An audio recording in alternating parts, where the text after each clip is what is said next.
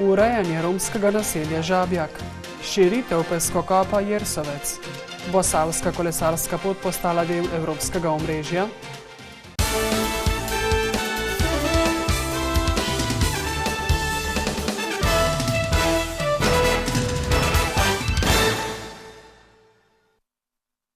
Dober večer. Razvojni svet Razvojne regije Jugovzhodna Slovenija, ki mu predseduje novomeški župan Gregor Macedoni, in Ministrstvo za gospodarski razvoj in tehnologijo sta podpisala dogovor o razvoju regije, ki predvideva tudi ureditev romskega naselja Žabjak.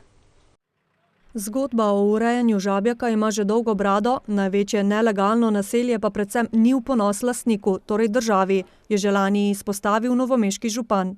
Občina je že leta 2008 skušala storiti korak naprej pri prostorskem urejanju, takrat je država blokirala. Kasneje je sicer hotela ta problem samo za prenosom zemljišč prevaliti na občino, vendar občina vztraja pri tem, da bomo ta problem reševali za roko v roki in ne sami. Približno 3/4 zemljišča, na katerem se razteza romsko naselje, je namreč v lasti Ministrstva za obrambo. Na katastrofalne razmere v tamkajšnjem naselju so lani aprila opozorili tudi Romi iz Žabjaka s podpisovanjem peticije, s katero so zahtevali takojšnje urejanje največjega romskega naselja na Dolenjskem. Novomeški Romi smo siti neuresničenih obljub, analiz in številnih drugih strategij, ki jih vodijo pri lokalni oblasti, kajti doslej se je veliko napovedovalo tudi strani bivših županov, vendar do sklepnih dejanj do danes ni prišlo, vsaj za Žabjak ne, kajti to naselje že več kot 70 let kliče po urejanju.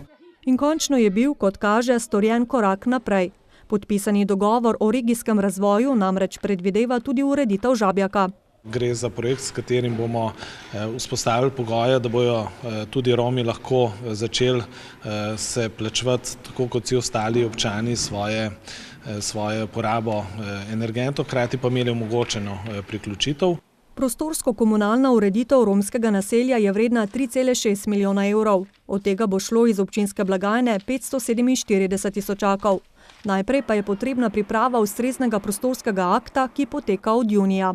V tem trenutku so že razdelane variante in poteka proces v sodelovanju z vsemi deležniki. Ravno v teh dneh je bil že tretji usklajevalni sestanek, torej tako predstavniki Romov, krajevne skupnosti, regijske civilne iniciative in vseh drugih zainteresiranih javnosti. Po sprejetju prostorskega akta bo sledila ureditev infrastrukture. Torej zgradi se vodovodno omrežje, kanalizacijsko omrežje in pa uredi interne občinske ceste. V novomeški občini sicer po ocenah zveze živi več kot 1500 Romov, od tega med 800 in 900 v Žabjaku in Brezju. Mirenski občinski svetniki pa so potrdili odlok občinskega podrobnega prostorskega načrta za peskokop Jersovec. Tega bodo po uspešni prvi fazi razširili. S peskokopom Jersovec razvijajo dolgoletno dejavnost pridobivanja roženca in razpolagajo z vso potrebno infrastrukturo za neovirano pridobivanje in predelavo mineralne surovine. Koristnik tega peskokopa je podal vlogo, da bi seveda razširil še to dejavnost, kajti peska je dovolj in seveda, če želimo omogočiti, da bo ta dejavnost tukaj še nekaj časa, je potrebno sprejeti prostorski načrt. Uporabnik bo moral dobiti vso ostalo potrebno dokumentacijo. Sicer pa je peskokop bogat s prav posebno rudo. To je kremenčkov pesek, ki se uporablja za proizvodno stekla in je zelo iskan predvsem v tujini. In podjetje Kremen, ki uporablja ta prostor, je z tem peskom zelo zadovoljno. Nove ureditve pa ne predvidevajo večjih vsebinskih sprememb in ne ogrožajo naravnih vrednot, naravnih območij in biotske raznovrstnosti tega področja. Vse ostalo, kar je potrebno, bo moralo podjetje samo zagotoviti in seveda povrniti tudi ali ozeleneti to področje potem nazaj, v skladu z dokumentacijo, ki jo bodo morali pridobiti.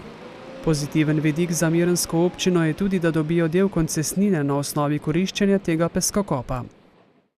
Porečje reke Save je zanimivo za mednarodno kolesarsko pot, zato v okviru Savske komisije že 4. leto poteka promocijsko kolesarjenje.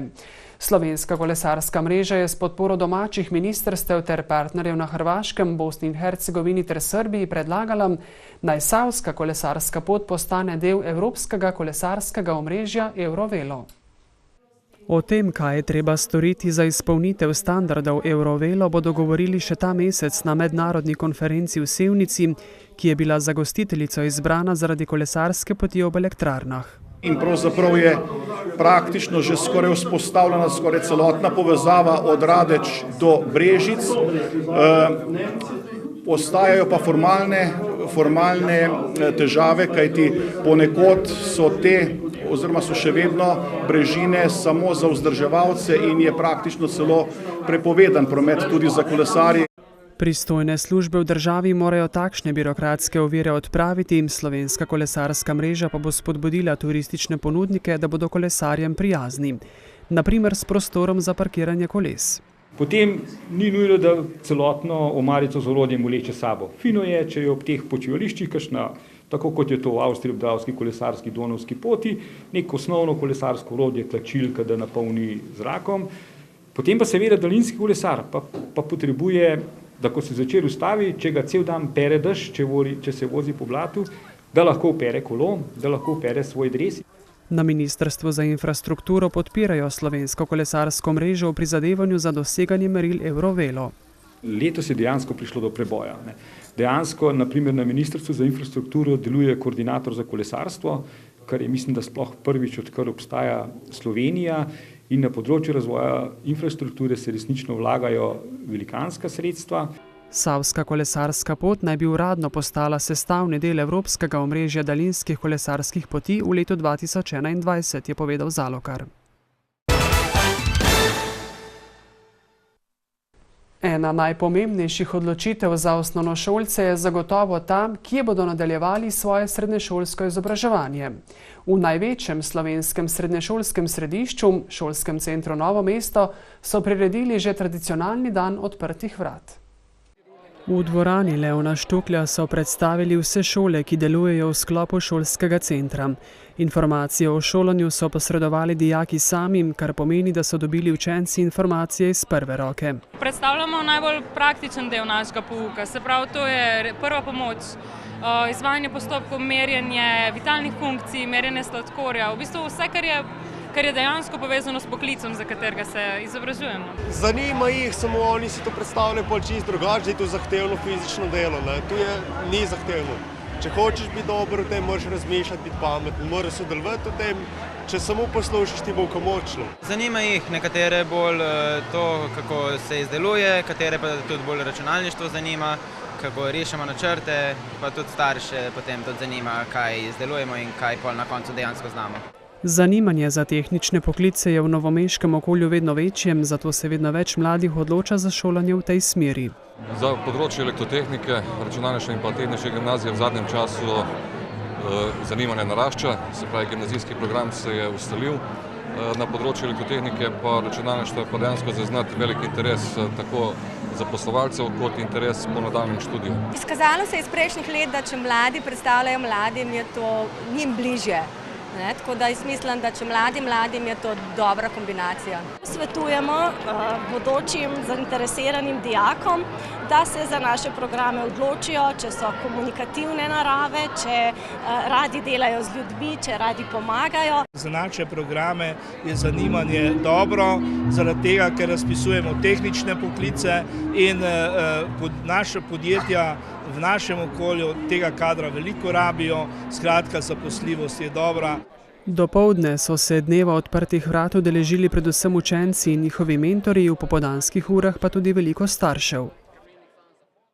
V klubu prijateljev Metliške Črnine, ustanovljenim pred 14 leti z namenom promocije belokranjskih vin in kulinarike ter širjenja vinske kulture, so se odločili, da bodo v letošnji zimi pripravili someljejski tečaj v Beli krajini. Kot so povedali na včerajšnji skupščini kluba, ki šteje več kot 700 članov vseh koncev Slovenije, je tečaj namenjen belokranjskim gostincem, pa tudi vsem drugim, ki se želijo naučiti someljejskih znanj in veščin. Gre za to, da se kader, ki dela v gostinskih lokalih ali pa tudi v trgovskih organizacijah ali pa na predstavitvah vin, bolje izobrazi in da zna pravilno predstaviti vino. Kar je ena od osnov sodobnega načina trženja in predstavitve vin.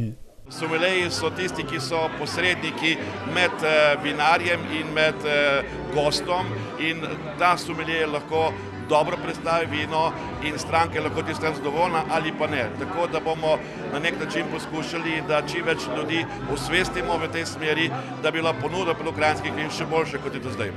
V okviru tokratne skupščine sta someljeja Ivan Peršolja in Jana Štajdohar, bivša kraljica metliške črnine, zbranim predstavila, kako se pravilno postreže vino, odpre steklenica ter gostom predstavi in ponudi vino, ter ob tem poudarila, kako pomembno je, da gostinec dobro pozna vino in ve, katero vino priporočiti k izbrani hrani. Seveda je potrebno poznati strukturo hrane, načine priprave, katere recimo začimbe ali dišavnice so zraven, če je z omakami, kakšna vrsta je omak, koliko časa se pripravlja določeno jed, ali je pri nizki, visoki temperaturi, vse to vpliva na končni okus ali pa vtis določenega krožnika in temu primerno potem se priporoča vino. Belokranjska vina so odlična, a treba jih je predstaviti in ponuditi ob ustrezni avtohtoni hrani, pravi Peršolja, prepričan, da bi belokranjski turizem morali graditi na gastronomiji. Vsekakor, to mora biti rdeča nit vsega dogajanja v Beli krajini. Zato je pomembno, da se čim več ljudi udeleži someljejskega tečaja. Mora biti prijavljenih 20 ljudi, do zdaj jih imamo 12 in upam, da se bo še našlo 8 kandidatov. Da bodo lahko pripravili tečaj. Leta 2018 bo minilo 120 let od rojstva najuspešnejšega slovenskega olimpijca, rojenega v Novem mestu, Leona Štuklja. V dolenjski prestolnici bo zato prihodnje leto Štukljevo leto. To se je uradno začelo že z nedavnim pogovornim večerom Novomeški šport skozi čas, na katerem so svoje zanimive in nadvse uspešne zgodbe predstavili nekateri najboljši novomeški športniki do zdaj. Vsak športnik ima zelo lepe spomine na svoje športne začetke, ko je bilo vse nekoliko bolj sproščeno in pristno. Jaz sem začela zelo mlada, da šport je bil v naši družini doma, tako da nekako je bilo to pričakovano. Začela sem v 2. razredu, bila sem najmlajša, najslabša, med to sem še pučgalo. Tako da sem imela še nek dodaten motiv. V tistih letih je bilo itak, to je bilo leta 91, 92, ni bilo še vse bolj v povojih, pač tudi država je šla, pač smo se odcepili in to, tako da takrat se je začelo. Z mladimi se začeli kar dobro delati, vem, da je bilo sigurno 40-50 mladih fantov. Verjetno je Matjaž Smodiš najbolj znan novomeški športnik novejše zgodovine, na pogovornem večeru pa smo si lahko ogledali tudi kratek film o njegovem igranju v tujini. Ko gledam posnetke, zdaj vidim točno poteze, obrise svojih otrok, redko smo si podobni. Zmeraj z nasmehom oziroma z lepimi spomini na obdobje v Italiji, kakor tisto moskovsko ero. Udeleženci pogovora in ostali obiskovalci so bili enotni. Novo mesto je športno mesto v pravem pomenu besede. Za tako majhno mesto, ki je Novo mesto, tukaj je 30 000 prebivalcev, imamo en kup posameznih športnikov, ekipnih športov, ki so nastopili tudi v mednarodnem tekmovanju. Da statistično gledano bi rekla, da smo eni najboljših. Poleg predstavljene trojice so svoje športne zgodbe predstavili še Igor Primc, Jasna Dokl-Osolnik in Franci Mikec. Leon Štukelj je na največjih tekmovanjih osvojil kar 14 odličij, od tega 8 zlatih. Vsekakor uspeh, ki ga bodo slovenski športniki težko ponovili. Prijeten večer in lahko noč.